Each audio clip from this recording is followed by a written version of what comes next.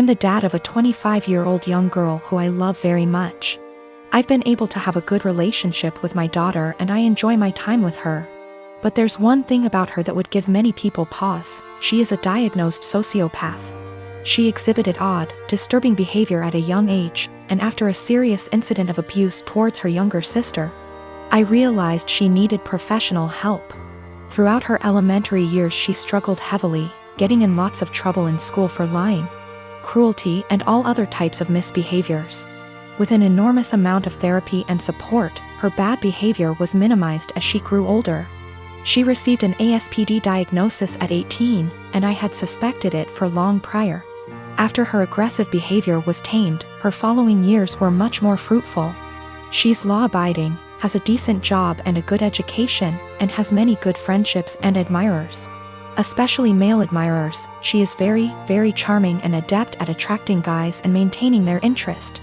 She uses that old dating guide, The Rules, like a Bible. She currently has a boyfriend of about a year and a half who's crazy about her, and who I have a very strong relationship with. We live in the same area and spend time together regularly. He is a great guy, very kind, funny and intelligent. But I doubt she loves him. We've had some very honest, in-depth discussions about her mental health since her diagnosis. And she's been open with me that she doesn't feel love or empathy towards anyone, even family.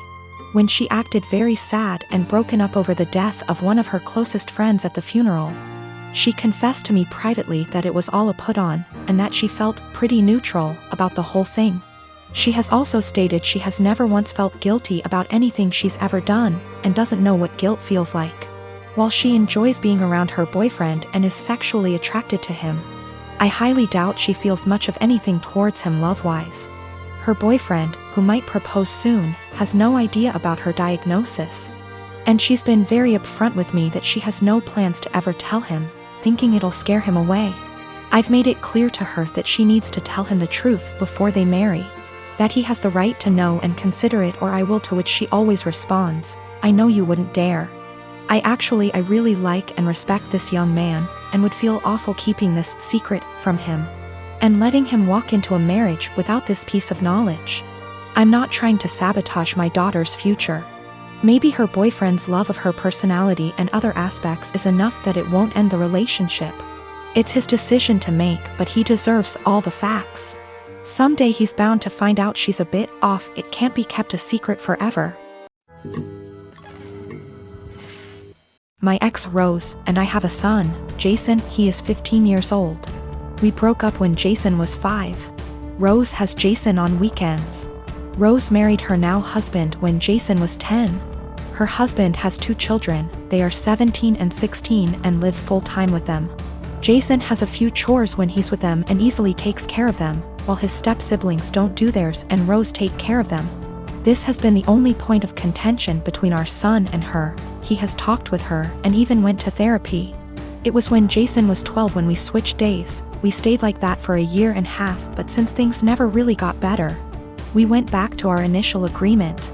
The situation is still the same, and a year ago Jason came to me complaining about it. I had run out of things to say to him when it comes to this subject, so I threw almost the same pep talk my old man said to me when I was about the same age as him. I told him that I understand that it sucks. While they can't do anything, you can do everything.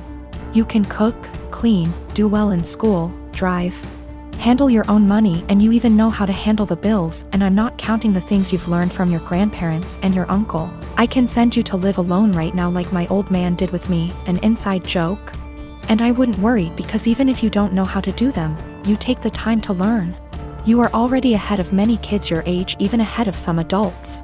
Do your part, and as long as she doesn't make you do their chores, let your mother take care of it. Just focus on spending time with her the way you've been doing so far. The world is going to hit your step-siblings hard one day. Jason took it well, and things have been going well until yesterday.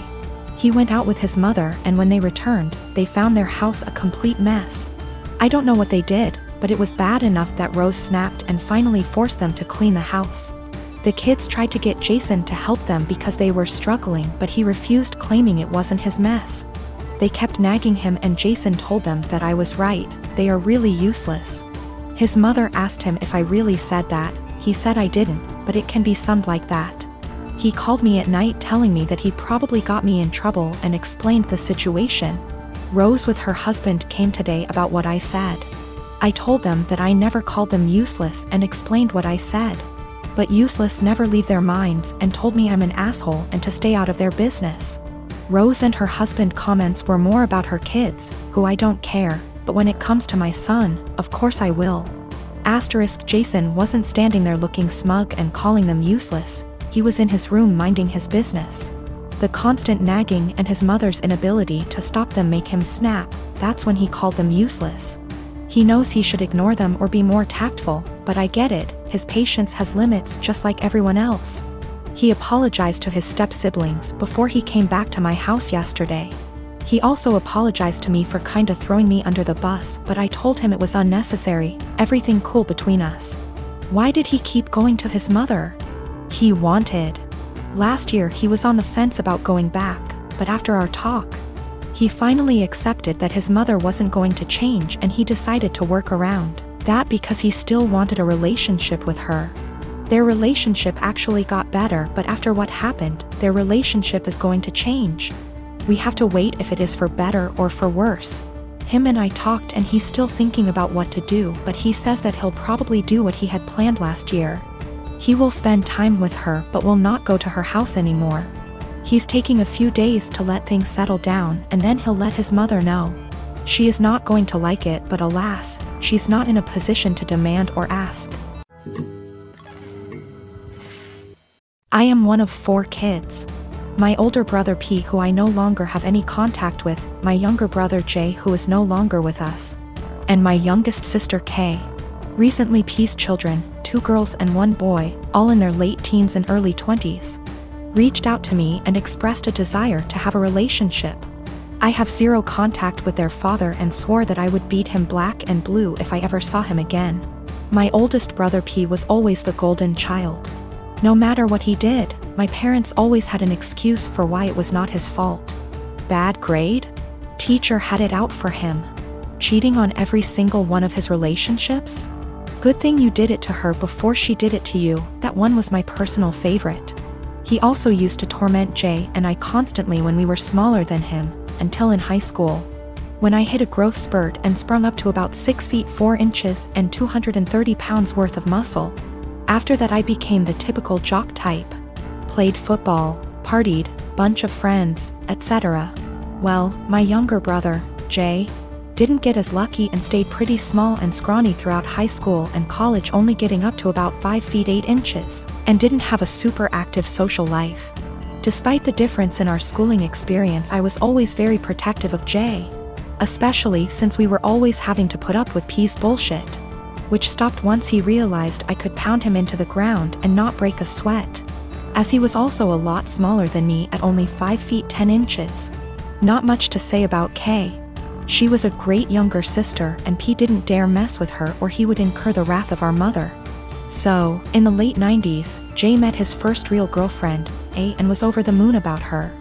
He spent every spare moment with her, and when he wasn't with her, he would do nothing but gush about her.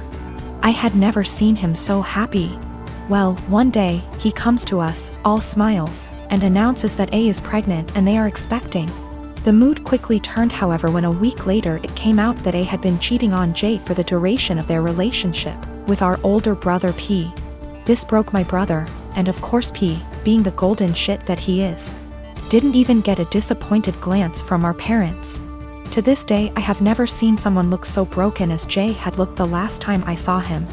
I believe his heartache was only compounded by the fact that my parents basically told him to get over it and be happy for our brother. Well, about a week after this revelation came to light, Jay took his own life. I had never been so sad and angry at the same time in my entire life. Sad that I would never see my brother again, and the pure rage of knowing that this was my brother and parents' fault. During the funeral, he walked in with A and I saw red. Thankfully I had other family there to stop me from doing anything stupid, but I told P that if I ever saw him again, I would kill him.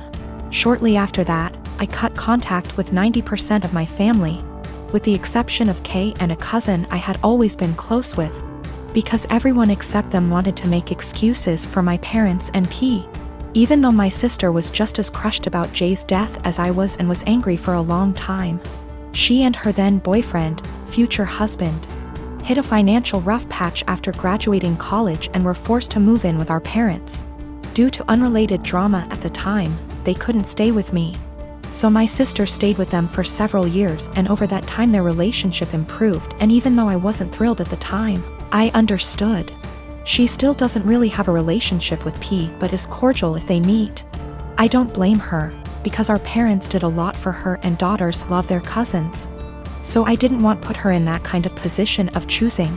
I never had any kids, and truth be told, I never wanted any. I much prefer the role of the fun uncle. Kay met a great guy and had 2 daughters, who I absolutely adore. P had 2 more kids with A before cheating on her and splitting, and I've never met any of them.